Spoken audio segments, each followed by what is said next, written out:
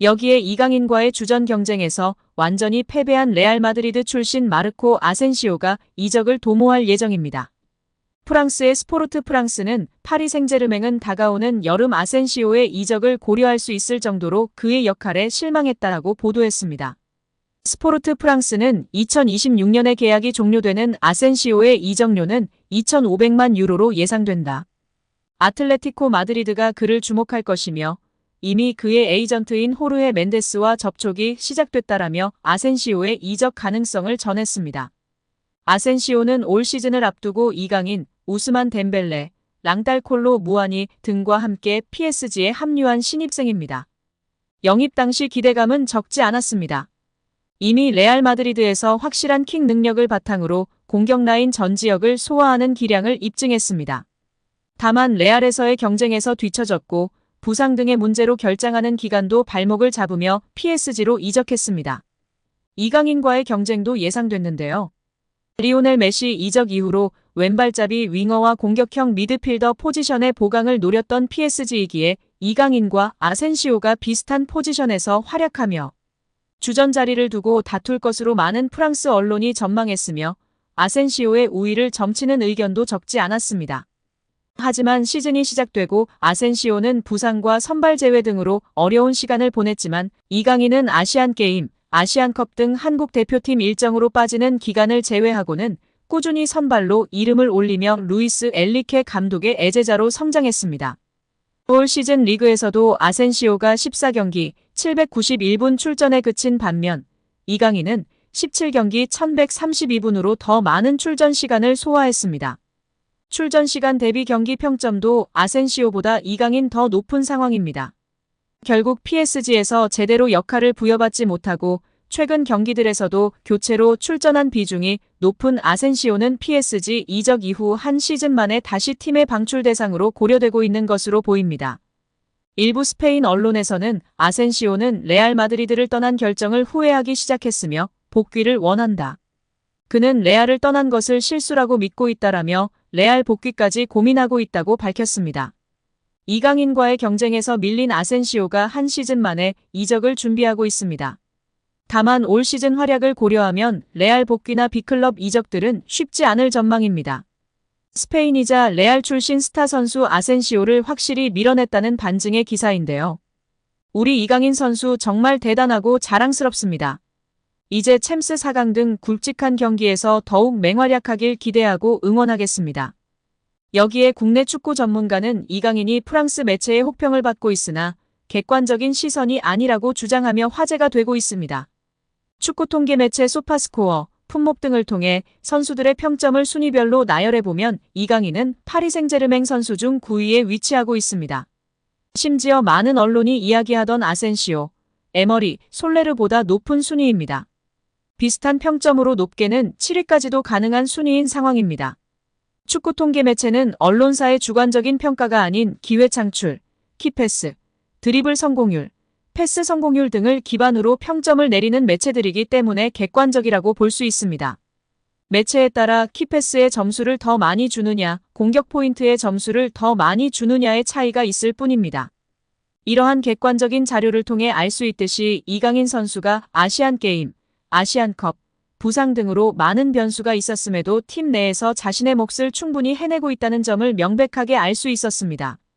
이강인 선수가 결국 객관적으로 에머리, 솔레르, 아센시오보다 더 나은 모습을 보여주고 있습니다.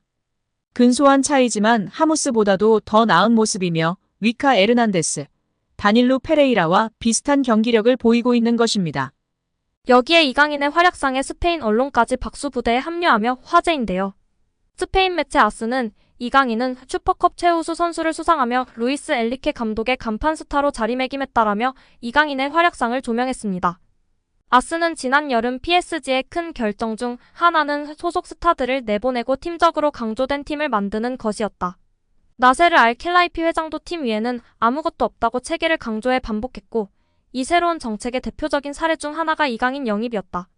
그가 2,200만 유로에 파리에 도착한 것은 스페인 축구가 아닌 프랑스 축구를 위해서였다라고 전했습니다. 이어 이강인은 도착 이후 곧바로 파리에서 인기 있는 현상이 됐다. 이강인의 유니폼 판매는 PSG 내에서 가장 인기 있는 선수인 은바페를 능가하는 역사적인 최고치에 이르렀다. PSG 서울 매장은 아시아 투어에서 대성공을 거뒀고 이는 아시아 시장 진출에 확실한 신호탄이 됐다라며 이강인의 인기를 평가했습니다. 국내 축구 팬들은 이강인 선수가 오른쪽 윙포워드 자리에서 활약하길 원하는데 그 자리에 떡하니 버티고 있는 덴벨레로 인해 심기가 편치 않은 상황입니다. 바르셀로나와 프랑스 출신의 경험이 풍부하고 뛰어난 선수이긴 분명하나 기복이 심하고 결정력이 무척이나 아쉽다는 평가를 받는 선수인데요. 다만 빠른 스피드와 드리블, 양발 능력으로 인해 번뜩이는 장면은 만들어내고 있습니다. 무엇보다 엘리케 감독의 양아들이라는 소리를 들을 정도로 신뢰와 애정을 받고 있는데요.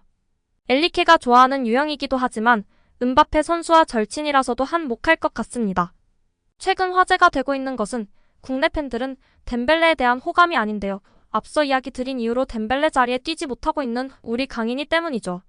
그러나 파리 생제르맹 인싸 우리 강인이는 덴벨레 선수와도 무척이나 친한 모습을 보이고 있어 화제가 되고 있습니다. 같이 스페인 팀에서 뛰어 언어적으로도 잘 통해서 서로 장난치며 케미가 좋은데요.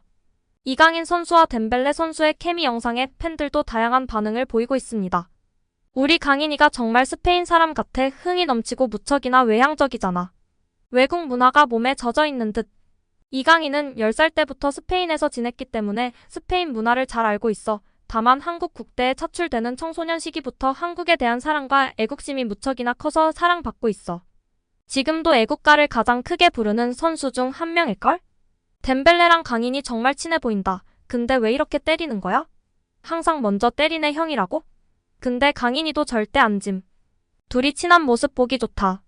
팀 내에서 사랑받는 우리 강인이 등의 반응을 보이고 있습니다. 벤투 감독은 유튜브 채널 FC 온라인과의 화상 인터뷰에서 대한민국 축구대표팀 시절 줄곧 외면했던 이강인을 카타르 월드컵에 발탁한 이유에 대해 이강인의 재능이 뛰어나다는 사실은 팬, 감독, 스태프 미디어 할 것 없이 누구도 반박하지 못할 것이다. 하지만 우리 코치진은 그보다 많은 분석이 필요하다. 재능만으로 판단해서는 안 된다. 이강인과 같은 열번 유형의 선수는 주로 공격만을 생각하고 수비를 고려하지 않는다며 솔직히 이강인을 월드컵 명단에 올린 건 월드컵 본선 직전이었다. 이강인을 월드컵에 발탁할지에 대해 확신이 있었다고 한다면 그건 솔직한 대답은 아닐 것이라고 월드컵 최종 명단에 이강인을 제외할 생각도 있었다고 털어놨습니다. 하지만 벤투 감독은 23명 명단에 이강인을 포함했고 이강인은 월드컵 조별리그 가나전에서 부메랑 크로스로 조규성의 골을 돕는 등 톡톡 튀는 활약으로 믿음에 보답했습니다. 벤투 감독은 이강인을 명단에 올린 중요한 이유는 그가 바뀌어서다. 마인드의 변화와 마요르카에서의 활약으로 월드컵 출전의 자격을 증명했다. 그는 마요르카에서 완전히 다른 선수가 되었다. 그의 변화를 이끌어준 중요한 두 사람은 본인과 클럽 감독 하비에르 아기레일 것이다. 이강인은 스스로 스타일을 바꿔야 한다고 인정한 것 같고 아기레 감독은 그런 변화에 대한 확신을 줬을 것이다. 이강인의 훈련 퍼포먼스와 합숙에서 보여준 모습들이 월드컵 무대에서 좋은 성과를 이어졌다고 돌아봤습니다.